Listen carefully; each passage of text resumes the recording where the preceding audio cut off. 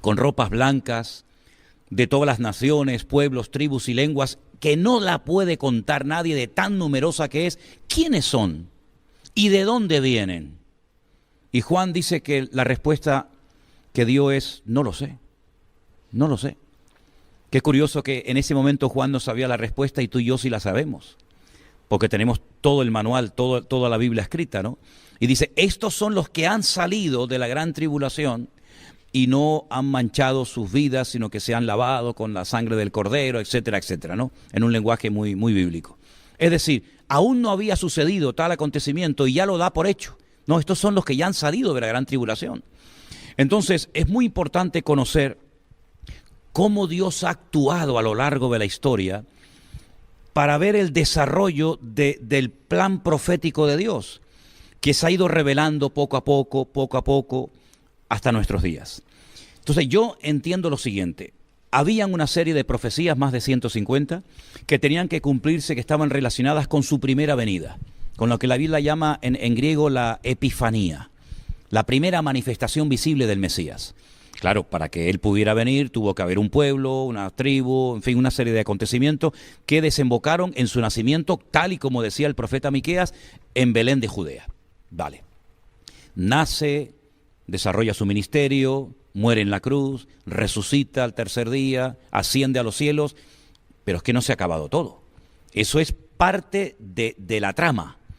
Ahora queda una segunda parte. Pero entre esa primera manifestación del Mesías y la segunda hay un enorme paréntesis, que algunos lo han llamado el periodo de la gracia, que es en el que nos encontramos ahora mismo, pero en algún momento tendría que producirse todas las señales relacionadas con su segunda venida. Entonces, nosotros podemos saber en qué tiempo nos encontramos por la señal que estamos viendo, porque la señal indica el tiempo y el tiempo indica la señal. Te pongo solamente un ejemplo. Jesús dijo que su generación era perversa y maligna porque siempre estaban demandando señal. Y él dijo, la única señal que verá esta generación será la señal del profeta Jonás. Y se refería a cuando Jonás estuvo 3 días y 3 noches en el vientre de aquel enorme pez y después fue arrojado en tierra, etcétera, etcétera. Esa fue la señal de la época de Jesús, pero no es la nuestra. Las nuestras, las señales que nosotros vamos a ver en los últimos tiempos, están escritas, parte de ellas en los evangelios, en las cartas de Pablo a los tesalonicenses, por supuesto el libro del Apocalipsis y otras porciones. Por lo tanto, lo primero que va a ocurrir en los últimos tiempos es una manifestación brutal de la maldad. La maldad se va a multiplicar, no sabemos por cuánto, pero que se va a multiplicar, y eso es evidente porque lo estamos viendo. Porque Jesús dijo que los últimos tiempos serían como los tiempos de Noé. Luego, para conocer lo que va a suceder en los últimos tiempos, hay que indagar cómo fue la generación de los días de Noé, donde había engendros, donde se mezcló el mundo espiritual con el mundo natural. Si no, de ahí eran los gigantes. No, la palabra gigantes en hebreo no es nefilín, es anak. Se mezclaron seres espirituales con mujeres, una maldad constante y permanente, hasta el punto que Dios dijo, basta, hasta aquí hemos llegado, ¿no? Entonces, si eso se va a volver a repetir, quiere decir que la maldad se va a multiplicar de una forma brutal en los últimos tiempos. La pérdida de valores, todo es relativo, nada es absoluto. Ya lo blanco era negro, lo negro es blanco, lo malo es bueno, como el mundo al revés, que es lo que estamos precisamente viendo hoy en día, ¿no? Esa es una de las grandes señales de los últimos tiempos. Otra gran señal que ya se ha producido fue el retorno del pueblo de Israel en mayo de 1948, ¿verdad? Cuando comenzó, por así decirlo, la cuenta regresiva. Esa profecía durante siglos no se había producido, pero ya es un hecho. Ya hay un país llamado Israel, con su bandera, con su himno, con su población, etcétera, etcétera. La recuperación de la ciudad de Jerusalén, que por más de 2000 años no le perteneció al pueblo de Israel, cuando en junio del 67 se pudo recuperar la perla, ¿no?, que es la ciudad de Jerusalén, la ciudad eterna del pueblo de Israel, y ahí comenzaron una serie de acontecimientos muy interesantes. Cosas que se han dado, por ejemplo, en Europa, el continente donde se han llevado las 2 batallas más grandes de la historia de la humanidad, la Primera y la Segunda Guerra Mundial, donde han muerto millones de seres humanos. Hoy en día somos amigos, comemos juntos alrededor de una mesa, alemanes, franceses, españoles, italianos, ingleses, etcétera. Esa es otra de las señales de los últimos tiempos. Y tantas cosas que vemos. Pero hay una señal que se tiene que producir sí o sí, y yo creo, y lo puedo demostrar, creo, con la Biblia, es la manifestación de un personaje que recibe muchos nombres. El más conocido, el anticristo. Pero, por ejemplo, en el libro de Daniel se le conoce como el cuerno pequeño. Pablo lo llama el hijo de pecado, o el hombre de pecado, el hijo de perdición, el inicuo.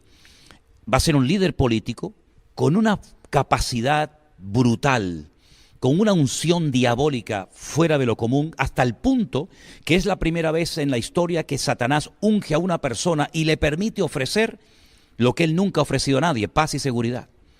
Ese personaje político, que está a punto de levantarse, va a ser el que va a dar el pistoletazo de salida a lo que se llama el tiempo de angustia de Jacob o la gran tribulación, que dura 7 años, divididos en 2 periodos perfectamente diferenciados, de 1260 días o 42 meses o 3 años y medio, o como dice Daniel, tiempos y la mitad de un tiempo, y todos esos sellos, trompetas y copas que menciona el libro del Apocalipsis se van a ir desarrollando poco a poco. ¿Qué es lo que ocurre con esto? Algo muy importante. ¿Dónde está la iglesia? ¿Dónde encaja el pueblo de Dios en todo esto? A mí me enseñaron, en la escuela bíblica en la que estudié hace más de 40 años atrás, que la iglesia no iba a ver nada de esto, que la iglesia iba a ser arrebatada, la iglesia no iba a ser trasladada a las bodas del Cordero, mientras en el mundo se llevaba a cabo la gran tribulación y finalmente volveríamos, ¿verdad? Que es cuando todo ojo le verá y toda rodilla se doblará. Bueno, pues esa teoría, porque no es doctrina bíblica, aunque se enseña como es doctrina bíblica, la inventó un cura. La inventó un sacerdote, aproximadamente 150, 160 años más o menos, ¿no? Y el señor Scofield la incluyó como comentario en la Biblia y cayó muy bien, que la iglesia no iba a pasar, ni iba a haber absolutamente ninguna señal que tiene que ver con la gran tribulación. Pero eso no es bíblico. La Biblia dice cuándo se producirá el arrebatamiento de la iglesia y la primera resurrección. Dice, he aquí os digo un misterio. No todos dormiremos, pero todos seremos transformados en un momento y en un abrir y cerrar de ojos, porque se tocará la trompeta y los muertos en Cristo resucitarán primero, luego nosotros los que vivimos seremos arrebatados para recibir al Señor en el aire y así estaremos siempre con Él. A la final, trompeta. A la final, trompeta. Señores, ¿cuál es la final trompeta? Pues la que cuenta el libro del Apocalipsis, que dice que son 7 toques de trompeta. Lean ustedes en el Apocalipsis qué ocurre cuando se toca la 7ª trompeta y se van a dar cuenta que tiene que ver con el arrebatamiento de la iglesia y con la primera resurrección, porque la Biblia habla de 2 resurrecciones. Y lo viene diciendo ya desde Daniel capítulo 12, que unos resucitan para vida eterna y otros para condenación eterna. Y esa primera resurrección se produce al final de la 7ª trompeta, como dice Pablo, como misterio revelado en 1 Corintios capítulo 15, versos 51, 52. Por lo tanto, yo creo que estamos a punto de ver la manifestación del anticristo. Y yo sé que algunas personas se pueden llevar las manos a la cabeza diciendo, pero si a mí me enseñaron que eso no lo íbamos a ver. Bueno, es que usted tiene que comprobar a la luz de las Sagradas Escrituras si lo que le enseñaron, si su teología coincide con la Biblia o usted quiere que su teología o que la Biblia coincida con su teología. Por consiguiente, yo creo que estamos en el tiempo más interesante de la historia de la humanidad, porque estamos a punto de ver, y de hecho ya hemos comenzado a ver, el cumplimiento profético de muchísimas cosas. Por lo tanto, si se están preguntando algunos, ¿entonces usted cree que la iglesia pasará por parte de la gran tribulación? No le quepa usted la menor duda.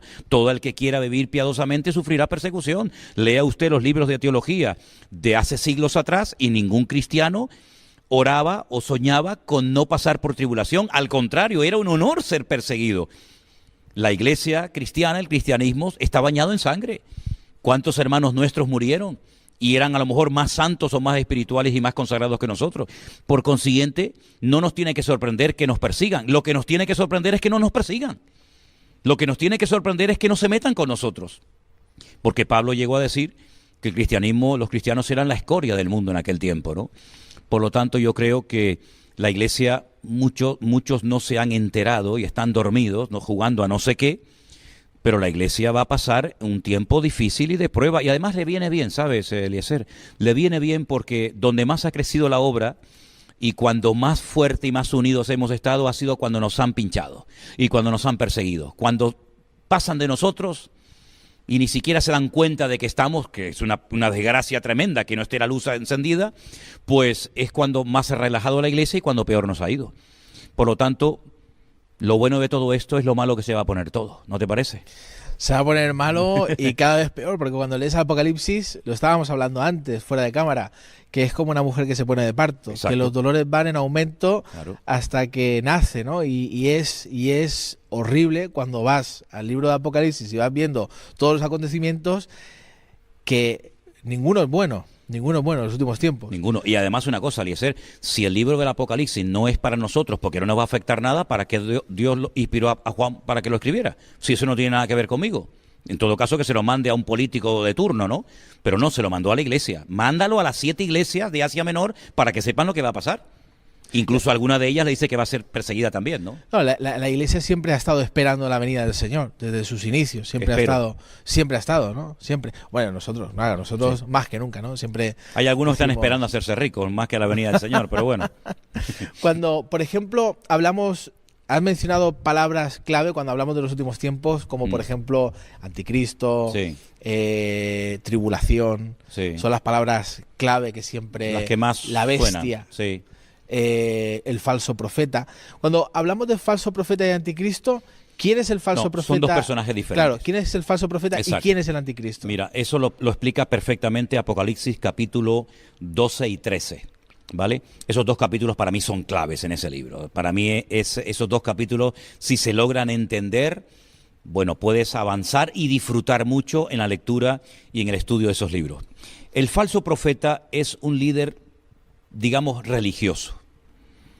Es un falso profeta, es un falso predicador, un falso exponente del Evangelio. Pero no deja de ser un exponente del pseudo-evangelio, ¿no? Y el anticristo es un líder político. Ambos se asocian, aunque después el anticristo se vuelve contra el falso profeta y lo destruye, pero digamos que hacen un tándem, ¿no? Se casan durante un tiempo. Los datos del falso profeta son espectaculares. Los datos del falso profeta son muy interesantes porque nos describe cómo se visten sus ministros, cómo se adornan los ministros que están bajo la tutela o bajo la cobertura del falso profeta, dónde está la sede central de gobierno de esa institución totalmente corrompida moral y espiritualmente. Por lo tanto, desconocer estos datos me parece a mí que es un error grave que muchos creyentes cometen, porque entonces cuando se manifieste este falso profeta o se dé a conocer este anticristo, digamos de una forma natural en cualquier sede mundial, sea la ONU, sea las Naciones Unidas, sea la Unión Europea, pues si la Iglesia no dispone o no tiene estos datos porque no los ha estudiado, ¿cómo va a saber si está llegando un momento crucial en la historia de la humanidad? Nosotros sabremos quién será el anticristo, por ejemplo, Claro. porque a lo largo de la historia, por ejemplo, cuando Hitler empezó a hacer el holocausto y la locura que hizo, todo el mundo en aquella época pensaba que, bueno, Hitler coincidía con muchas cosas que dice la Biblia, que podría ser el anticristo. Sí. Nosotros, y se han dicho tantas personas que no, es que es el anticristo, ¿conoceremos bien 100% este es el anticristo? Bueno, los cristianos que dicen que no van a estar, lógicamente no van a saber quién es, porque dice que se fueron, por lo tanto, ellos no supieron quién era, ¿no? Pero lo que está bien claro es que los datos que nos da la Biblia, tanto en el Antiguo como en el Nuevo Testamento, de cosas que nos demuestran que este es el verdadero anticristo, son tremendos. Por ejemplo, te voy a dar unos cuantos, ¿te parece? Venga. Del amor de las mujeres no hará caso. ¿Cómo se interpreta esto? Bueno, se puede interpretar de varias formas, ¿no? Pero un dato significativo. Del amor de las mujeres no hará caso. Del Dios de sus padres se va a desprender y adorará a Alama Ozin, dice en el arameo, en el texto arameo, Alama Ozin, el Dios de la fortaleza o el Dios de la guerra. Otro dato muy significativo. Otro dato muy interesante. Se levanta contra todo lo que es objeto de culto. Tanto que se sienta en el templo de Dios, haciéndose pasar por Dios. ¿Cuál es el templo de Dios? Y otros muchísimos datos que te da la Biblia acerca de cómo se va a comportar este personaje, las alianzas que hará, las naciones que lo van a apoyar, quién le va a dar toda la capacidad, digamos, para poder gobernar en muchas de las naciones de la tierra, por dónde atacará, cuándo atacará, cómo hablará. se le describe con 3 animales diferentes. Dice que se menciona al león, se menciona al leopardo y se menciona al oso. Esas tres animales son mencionados cuando se manifiesta el anticristo. Claro, lógicamente, la interpretación de lo que significan, de lo que representan esos animales, la encontramos en el Antiguo Testamento. En uno de los sueños que tuvo Daniel, cuando dice que él una noche vio a un león alado, después dice que vio a un oso, y después dice que vio a un leopardo con 4 cabezas. Después vio una bestia, pero en esta ocasión dice que cuando el Señor le da la interpretación del sueño, el león representa al imperio babilónico, el oso representa a los medos persas. Los persas son los iraníes, los medos todavía no tienen tierra, son los kurdos que están todavía reclamando territorio y no lo tienen. Y luego el leopardo representa a Grecia.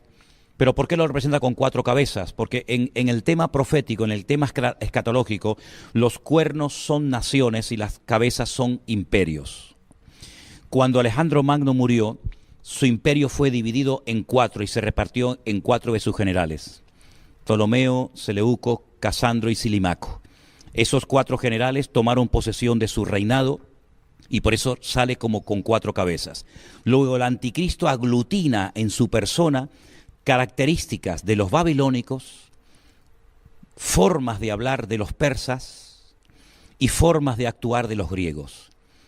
Hay que estudiar cómo era la cultura de los griegos, cómo son los persas en la actualidad, cómo actuaron los babilónicos en el pasado, porque es como una mezcla de características de estos imperios que han precedido a este último imperio que viene, y te vas a dar cuenta de que yo lo llamo, es una expresión mía, la última bala en la recámara de la pistola de Satanás, ¿no? Es la última oportunidad que tiene para conseguir sus objetivos. Sí. Es verdad que Hitler se pareció mucho a un anticristo, pero hay un dato muy significativo. El idioma griego, que fue en el que se escribió el Nuevo Testamento, y el hebreo del Antiguo Testamento son idiomas alfanuméricos. Es decir, las letras son números y los números son letras. Por poner un ejemplo, ¿no? Por ejemplo, si nuestro idioma, que no lo es, fuera un idioma alfanumérico, la A sería el 1, la B sería el 2, la C sería el 3, y así sucesivamente. Las 22 letras del Aleph Bet en hebreo, cada una tiene un valor numérico, exactamente igual que el griego.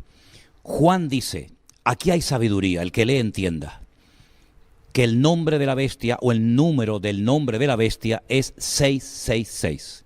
Es decir, no te da el nombre del personaje, pero te da el valor numérico del nombre. Por lo tanto, cuando uno puede llegar a sospechar de que este puede ser el anticristo, escribe su nombre, sácale el valor numérico y automáticamente lo descartas o dice este puede ser o no puede ser. Por lo tanto, son datos muy, muy significativos. Luego hay un dato también muy importante y es cómo intenta, y lo va a conseguir, controlar la economía mundial.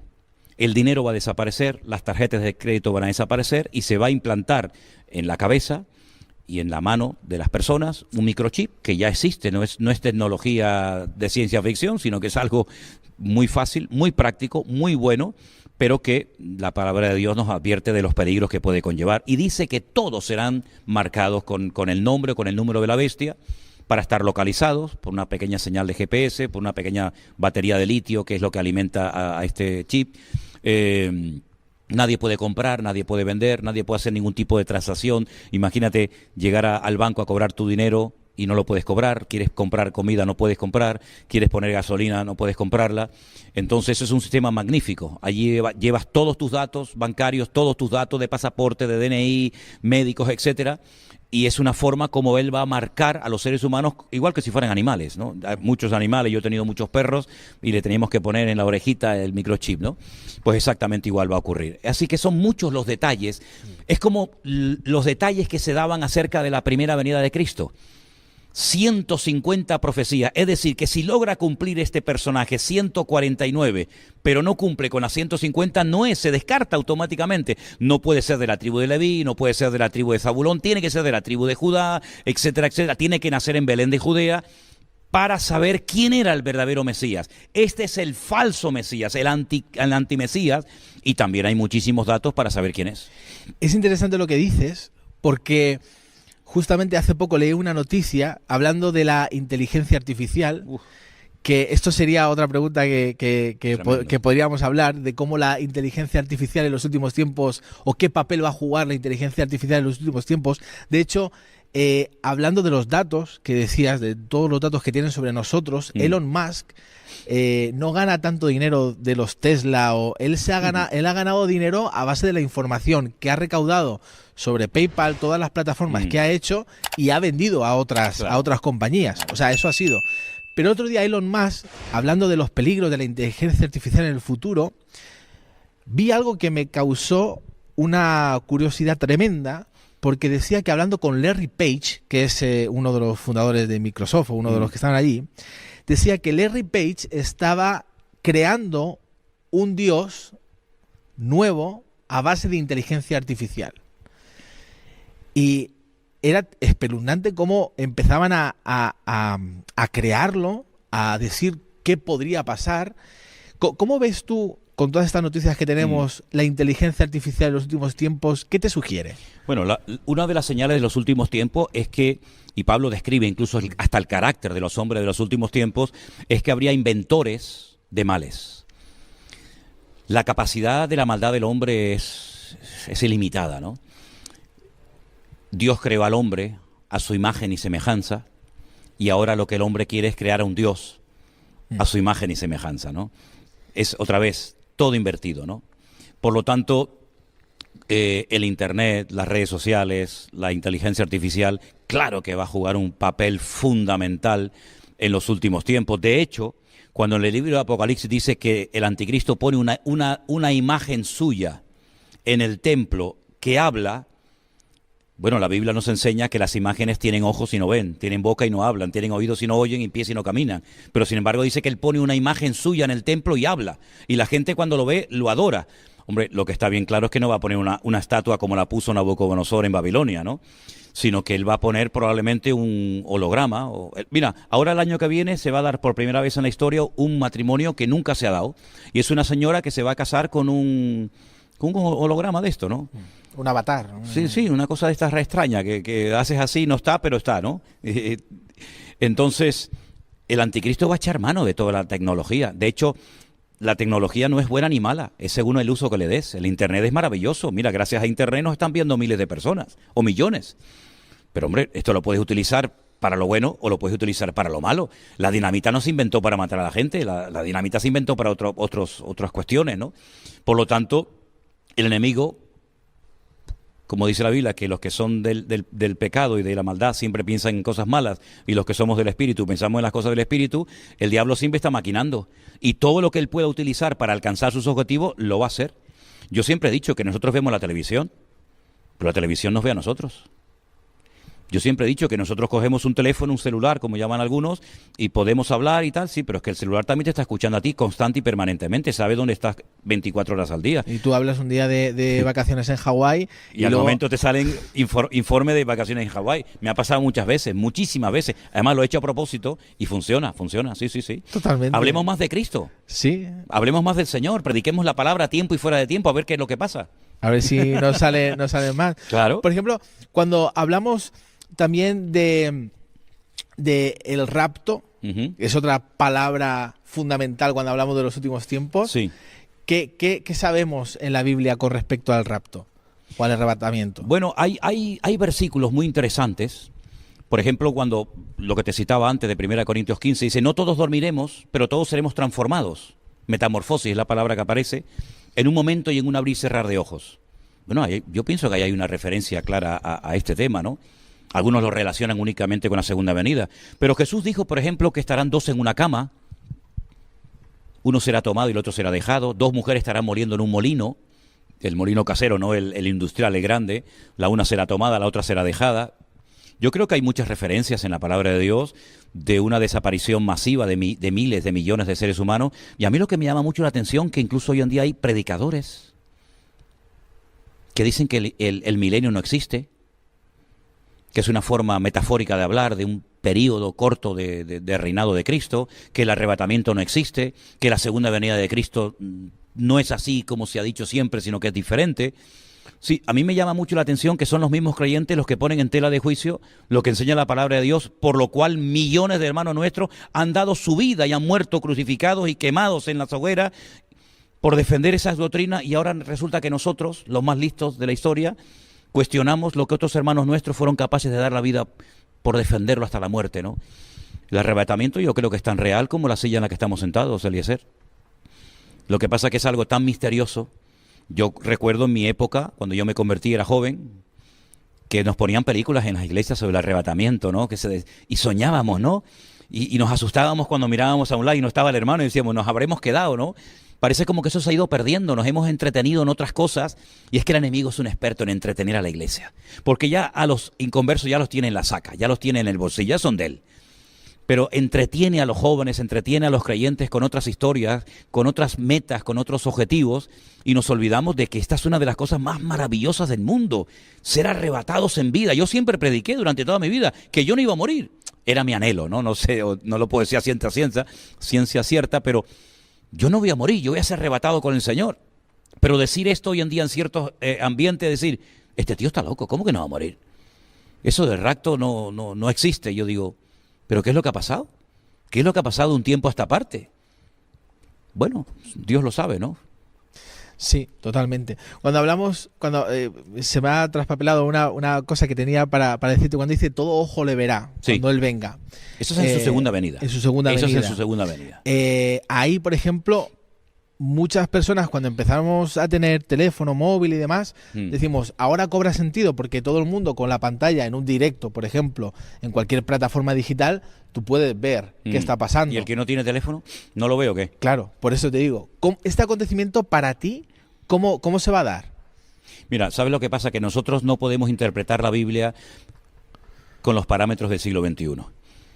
Pero cualquier pasaje no podemos interpretarlo ni como cristianos, y menos el Antiguo Testamento. Imagínate las barbaridades que yo he tenido que escuchar a veces cuando, por ejemplo, dicen, no, es que hay un texto en Isaías, capítulo 6, el llamamiento de Isaías, donde dicen los serafines, santo, santo, santo es el Señor, y entonces santo el Padre, santo el Hijo, santo el Espíritu Santo. Oiga, mire, si usted quiere hablar del Padre, del Hijo, del Espíritu Santo, hay miles de versículos mucho mejor que ese. El tema es que en el hebreo no existe el superlativo. Entonces lo que se tiene que hacer es repetir la palabra.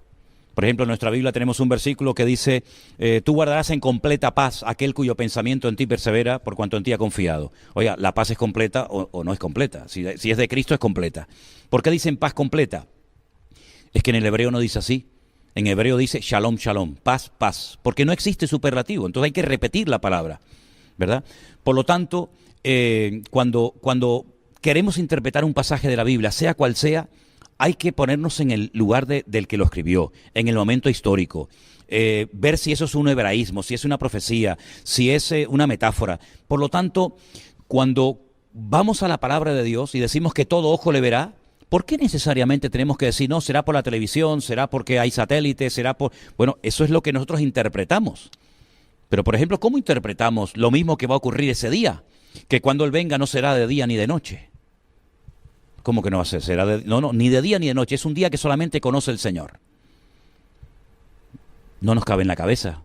Él dijo, si os he hablado en términos terrenales, si no me entendéis, si os hablara en una dimensión espiritual más elevada, no me entenderíais. ¿Cómo es posible que el primer día de la creación, Él dijo, sea la luz, y fue la luz, y hasta el cuarto día no creó el sol? Entonces, ¿cuál era la luz? Primer día, segundo día, tercer día, había luz, pero no había sol, ni luna. No lo entiendo. Claro, no lo entiendes porque tú lo interpretas desde lo que tú conoces, pero es que hay que ponerse al otro lado. Por lo tanto, el de todo ojo lo verá. Yo no sé si va a ser por el teléfono. Bueno, y el que vive en la selva no verá que Cristo vino. Y el que no tiene teléfono, o el que está en un submarino, no se enteró que Jesús vino. Yo creo que será algo tan espectacular que no hay forma de poder interpretar con la tecnología y con el conocimiento que tenemos actualmente cómo será el acontecimiento más grandioso de toda la historia de la humanidad que llevamos miles de años esperando cuando Él venga en las nubes, y será algo realmente increíble. Claro, lógicamente los que no creen en el Señor ni leen su palabra dirán que estamos locos, ¿no? Pero bendita la cura, porque esta es la bendita esperanza de la Iglesia. En el momento en el que nosotros no vivamos con la expectativa de que mañana me voy con el Señor, ¿A qué nos estamos dedicando? Yo predico y vivo hoy como si fuera el último día de mi vida. Porque hace años me dijeron que me quedaba poco de tiempo de vida y mi vida cambió completamente.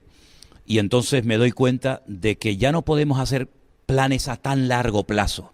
A mí esa gente me dice, no, yo tengo la agenda llena para los próximos 5 o 6 años. A mí me dan miedo, yo digo, como si fueras dueño de tu vida, ¿no? Si ahora salimos de aquí, sabe Dios si esta es la última entrevista o el último programa que hacemos en la vida, ¿no? Por lo tanto, ese día va a ser maravilloso y yo estoy esperando que llegue. Vivo con ese sueño y con esa ilusión. Totalmente. Me encanta escucharte porque me apasiona. Mira, es que esto es una maravilla, Eliezer, esto es lo más bonito del mundo. Es lo más bonito. Yo me acuerdo cuando era pequeño, mi abuela siempre me hablaba de Gog y Magog. Oh, sí, claro. De Rusia y China. Ese. Siempre. Uy, ¿qué capítulos has tocado? Madre mía. Siempre. Y me hablaba. ¿Te das cuenta? ¿Qué papel tiene? Y siempre que había una noticia de Rusia o de China, sí. ahí saltaba la abuela, siempre tocaba el texto. ¿Tu abuela te hablaba de eso? Siempre. Pregúntale a los chavales hoy en día por Gog y Magog. Muchos dicen, ¿de quién? ¿Te das cuenta de lo que hablaban nuestros antepasados? Totalmente. ¿Te das cuenta de lo que hablaban? Siempre hablaban de la venida del Señor. Claro. Siempre. Nos prepararon para eso. Y no estamos preparando a esta generación claro que no. para la venida del Señor. Claro que no. Por eso quería hablar de este tema también, entre otras cosas, por ¿no? Dios. Pero, Gog y Magog, ¿qué papel tiene Rusia y China en medio de la venida del Señor? En esos capítulos que tú has mencionado, ya desde el 36 de Ezequiel es espectacular, porque ahí nos habla del Valle de los Huesos Secos. El Valle de los Huesos Secos es el cementerio, uno de los cementerios más antiguos del mundo, que está en el Monte de los Olivos.